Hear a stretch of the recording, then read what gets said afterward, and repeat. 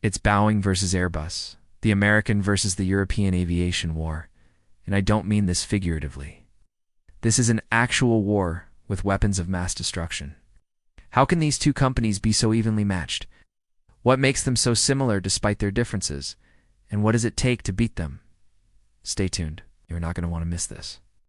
The United States and Europe are fighting over aircraft, but not the kind that fly in the sky. They're fighting over the aircraft that make the planes that fly in the sky. Commercial jets are one of the most complex products ever created by mankind. These flying metal tubes crisscrossed our planet every day, transporting millions of people across the world. But they're also incredibly expensive. A single wide-bodied jet, like the Boeing 787 or the Airbus A350, costs more than $300 million. Considering this, you would think that there would be only a few manufacturers of commercial jets. Surprisingly, though, there are only two. There is Boeing from the United States and Airbus from Europe.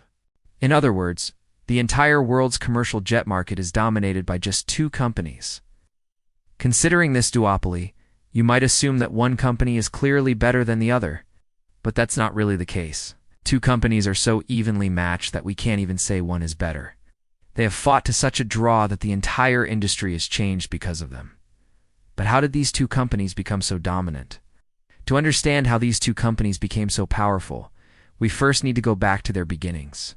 The history of Boeing dates all the way back to 1916, when it was known as the Pacific Aero Products Company. It focused initially on building seaplanes for the U.S. Navy, but it wasn't until World War II that it gained prominence. During World War II, Boeing built a number of aircraft for the U.S. military, including the B-29 Superfortress, which was the first aircraft to drop an atomic bomb. After the war, Boeing diversified into commercial jets and became one of the biggest players in the industry. Airbus, on the other hand, didn't start until 1970. It was founded by 5 founding members: Brigat, Aeronaves de Blaka, MBB, Fiat, and construction known as Aeronauticus.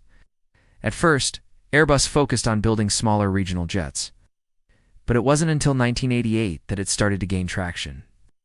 That year, Airbus delivered its first A320 family jet and quickly became a competitor to Boeing. The question is, how did they become so big?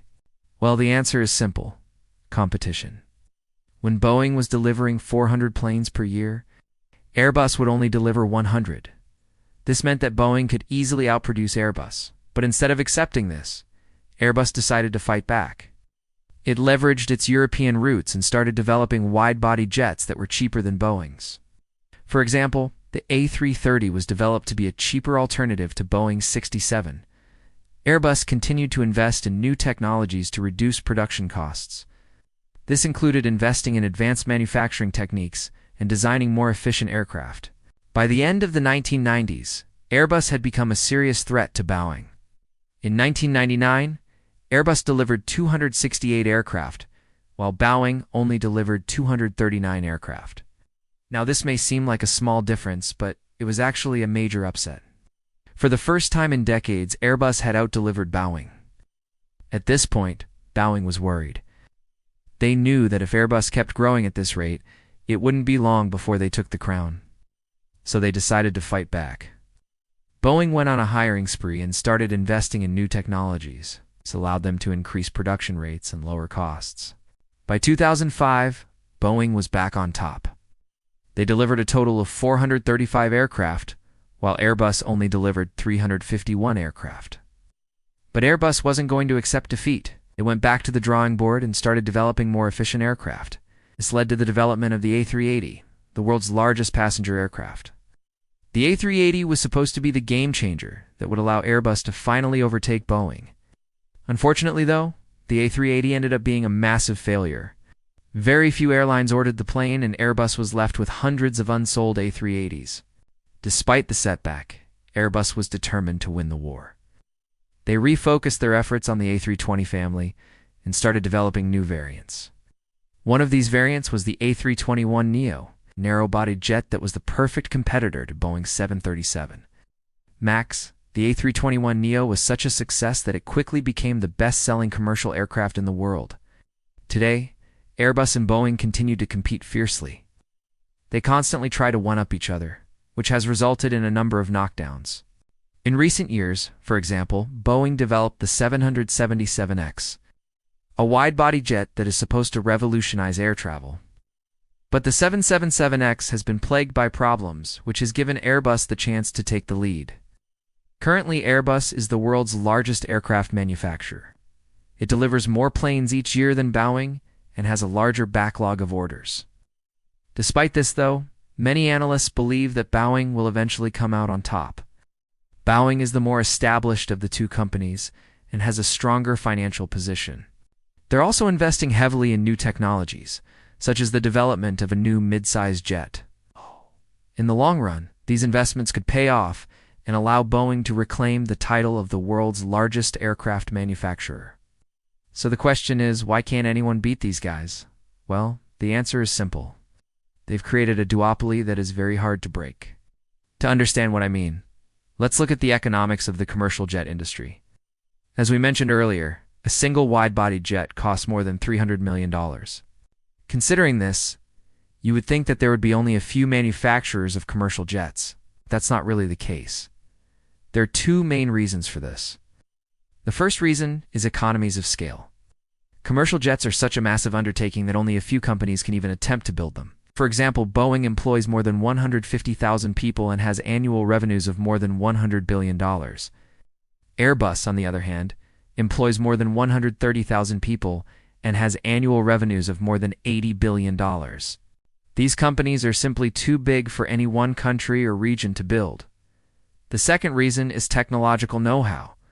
Developing commercial jets requires an incredible amount of research and development. Just the development of the Boeing 787 Dreamliner alone costs more than $15 billion. These high costs and risks are yet another barrier to entry. Now, in theory, these barriers to entry should open the door for new competitors. However, no new competitor has emerged in over 50 years. The reason for this is simple. Boeing and Airbus have fought so hard against each other that they've crushed all potential competition. If you think about it, the entire war between Boeing and Airbus has been a zero-sum game. Every win for Airbus is a loss for Boeing and vice versa. This means that neither company can focus on growing the pie. They can only focus on taking slices of the existing pie. Since the pie is so big, though, both companies have grown immensely. What this means is that Boeing and Airbus have created a duopoly that is extremely hard to break. New competitors would have to invest tens of billions of dollars into research and development, all while trying to find a way to produce jets more efficiently than Boeing and Airbus. Considering the resources required, it's no wonder that no new competitor has emerged in over 50 years. This duopoly also extends to the suppliers that these companies use. For example, a company called Safran is a French company that produces aircraft engines. Safran is a key supplier for both Boeing and Airbus. In other words, Safran is a double vendor. Now, this is not necessarily a bad thing, but it does create some interesting dynamics. Safran wants to keep both Airbus and Boeing happy so that it can keep getting orders from them. This means that Safran has an incentive to keep the status quo. Safran doesn't want a new competitor to emerge that could potentially steal its customers. In fact, all of the suppliers that Boeing and Airbus use are in the same position. This creates a strong incentive for all parties involved to maintain the status quo. As you can see, Boeing and Airbus have created a system that benefits them greatly. They have essentially created a duopoly that is supported by their suppliers. This makes it nearly impossible for a new competitor to emerge. And that's why these two companies are so dominant today. Do you think that this duopoly is good or bad? Comment below. Also, do you think that a new competitor will emerge in the future? Comment below. And as always, thanks for watching. I'll see you next time.